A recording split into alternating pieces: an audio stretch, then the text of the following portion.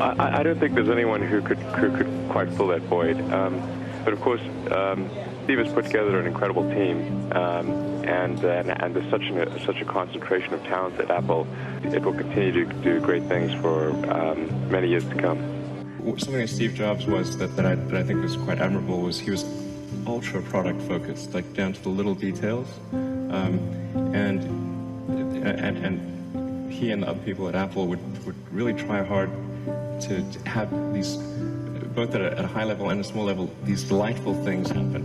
So the product was just made you happy. Jobs was obviously very good with aesthetics, and he understood technology, of course, and he really understood what people wanted even when they didn't know themselves. Well, he's certainly someone I've admired. Well, I did try to talk to him once at a party, and he was super rude to me. But I don't think it was me. I think it was sort of, off the course. I think you weren't the first. Yeah, not the first. No.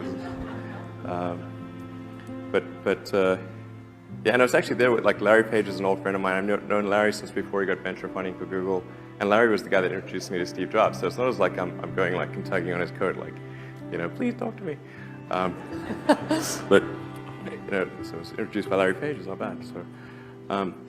So, I mean, he obviously was an incredible guy and made fantastic products. And I don't know, there was like a certain the guy had a certain magic about him. Just sort of. That was really inspiring. So, I mean, I think that's really great. Is there that magic that you try and emulate? No, I think Steve Jobs is way cooler than I am. So. I mean, he meant an incredible amount to. I mean, he must have affected directly the lives of over 1 billion people, and made the world a better place for them.